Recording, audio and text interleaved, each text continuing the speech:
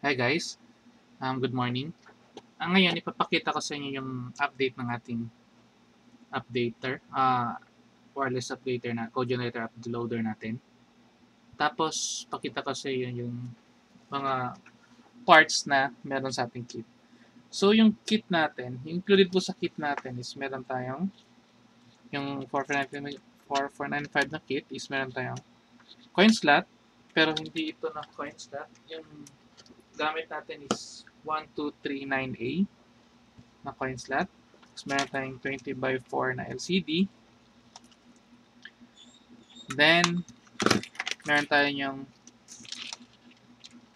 yung ating device mismo. Tapos, meron tayong buttons. Then, meron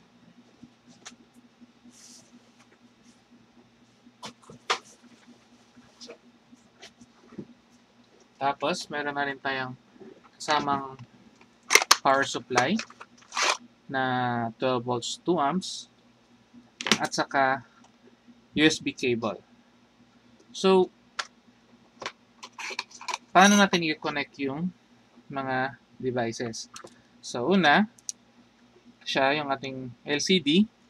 Meron tayong 4-pin connectors. So, hindi siya magkakabaliktad. So, lahat nito guys is may 4-pin connector. So, yan. 4-pin connector. Tapos, connect natin siya dito. Tapos, sa button naman, ito yung button. So, ilalagay nyo lang ito siya sa butas. Tapos, meron tayong lock.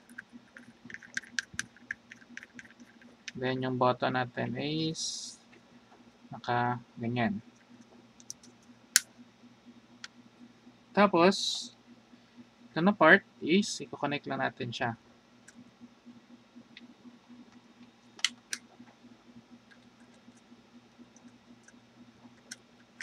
Yan. Then, sa coin slot.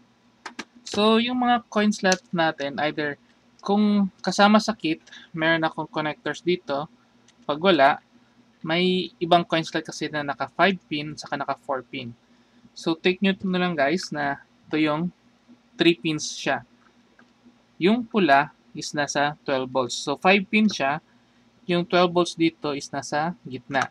So, dapat naka gitna din siya. So, ganun.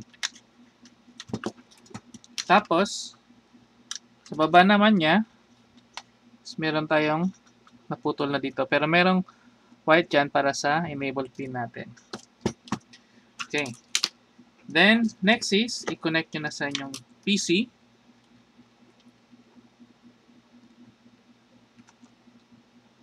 So, connect natin sa PC. Tapos, connect nyo na yung power supply. So, mag-on na yan siya. Yan. So, ganun yung setup. So, ngayon, dito sa desktop natin, pag in-open natin siya, ito yung magiging forma niya. So, ang gagawin natin is, click natin itong refresh. So, nakalagay sa COM4. Then, press natin yung connect. Pero, before natin i-press connect, push muna natin yung button. I-hold pala natin yung button. So, yan. Hold natin yung button para mapunta siya sa config mode. Tapos, lipat ko lang yung camera.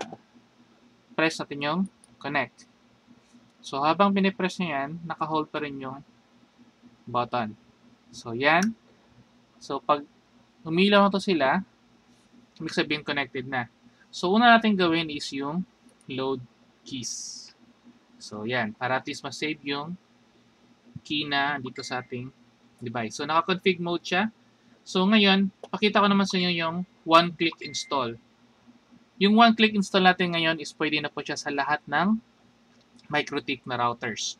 So, kung may wireless LAN siya, katulad ng Hoplite, is i-configure ng updater natin yung wireless SSID. Kung wala, hindi na gagalawin yung wireless LAN kung wala siyang wireless LAN. So ngayon, papakita ko sa inyo naman yung setup. So, Sa Hoplite, ito yung Hoplite, yung connection natin is yung LAN 1 is yung internet, LAN 2 is yung management port. So, connected siya papunta sa inyong laptop dapat. Then, 3 and 4 para sa inyong access point na routers. Okay.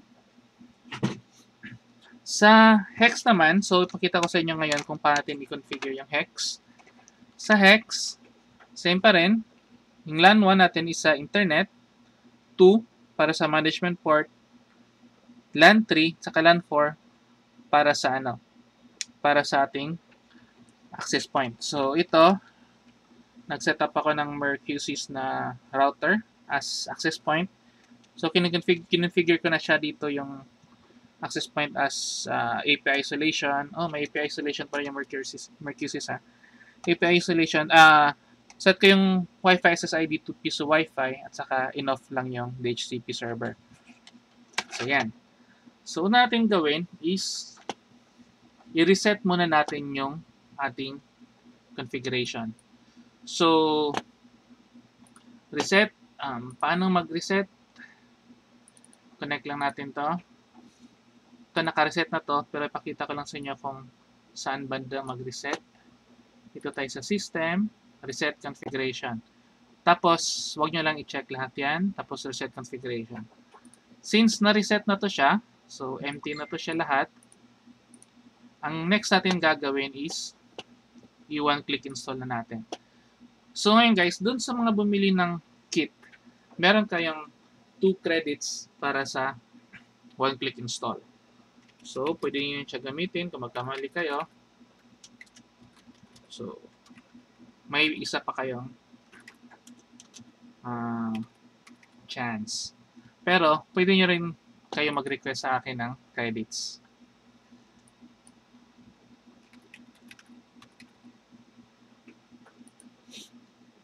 So, yan. So, take note guys, dapat na connect siya sa LAN 2, tapos meron dapat internet yung niya. Kasi yun yung default configuration ng ating MikroTik. So, yan. Meron na tayo. So, ito yung one-click install natin. So, tapos na kung pansin nyo, nilagyan ko lang siya ng numbering. Tapos 5, 6. Diba? Para kita yung dire-diretso. So, ano nyo gawin is i-set up nyo muna lahat yung mga prices, lahat-lahat. Tapos yung mga device information, pati yung Wi-Fi SSID. Dito, ito yung nakaset sa aking Mercusys na router. Then, mga ibang information. Ito naman sa LCD na text. Saka yung mga ibang information dyan. So, pag nasa hex kayo, Protect Hex, meron kasi siyang, nilalagay kasi niya yung file sa flash na folder. So, dapat naka-flash public. Sa Hoplite, walang flash. So, diretso lang siya public na ganun. So, yan. Nakaset na tayo. Next is, i-click natin yung OCI. So, yan. Create na siya. So, i-create na lahat ng mga information na andon sa So, papansinin mo, meron na siya lahat. Pati naka-point na rin kung ano yung dapat kailangan. So, halos wala na tayong gagalawin sa ating MikroTik. Pati yung pag-create ng user, siya na rin bahala. So, ngayon, next na click natin is auto-config. So, ito, taga-verify lang to.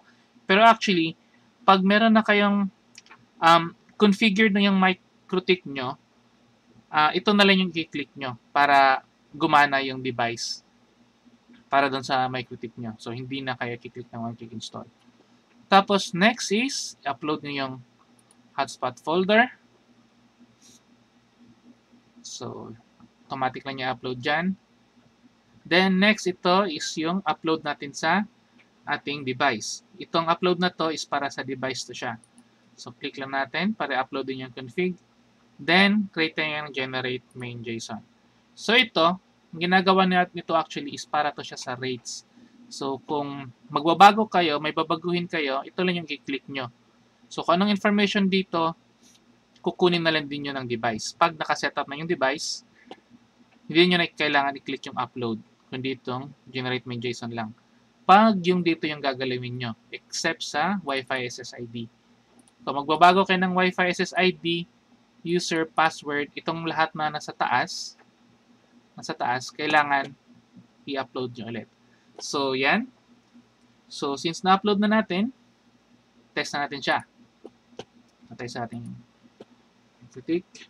So, press natin yung reset button. So, dapat di na siya natin dito para mas kita. Mayroon tayong stand. Okay.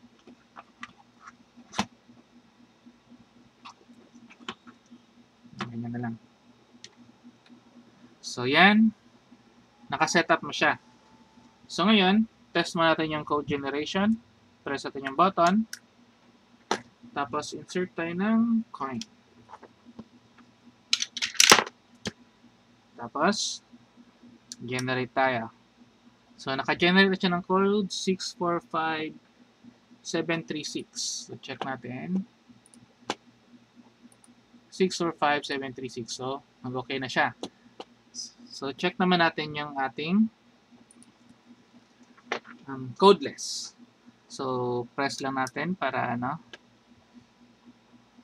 para ma-clear lang yung sa screen.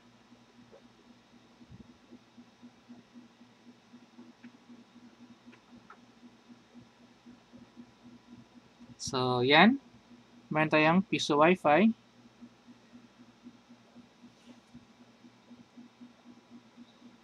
So, tap, assign to network. Then, press natin insert coin. So, mag-okay na yung insert coin dyan. Press natin. So, meron tayong 1 hour and 30 minutes. So, 1.5 hour. Generate natin yung code.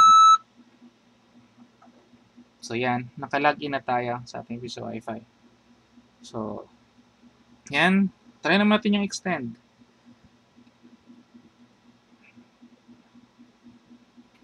So, sa extend, meron tayong 1 hour, 1.5 hour.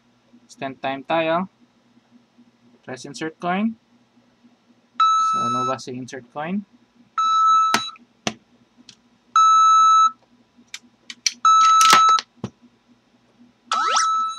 So, 1 hour and 30 minutes. So, dapat magiging 3 hours to siya. So, generate code. Tayo na extended. So, meron na tayong 3 hours. So, same pa rin. Yung may Wi-Fi rates dito, pag mag-click kayo ng generate JSON, mababago automatically ito. So, sa admin naman, ito, sa dashboard ng admin, ang gagawin nyo lang is, kailangan nyo lang mag-create ng, sa pagkita ko muna. Kailangan nyo lang mag-create ng admin account. So, delete muna natin to para matanggal lang yung user na yon. Kasi kailangan siya mag-login as admin. So, create tayo ng new hotspot user. Gawin na natin admin. Tapos, password natin, for example, admin lang din. So, walang problema kung naka-profile default lang. Sa kailangan lang na user na admin. So, test natin ulit. Doon tayo sa ating. So, forget lang natin. Tapos, Piso Wi-Fi tayo ulit. So, yan. Kailangan natin mag-login as admin. So, punta tayo dito sa plan.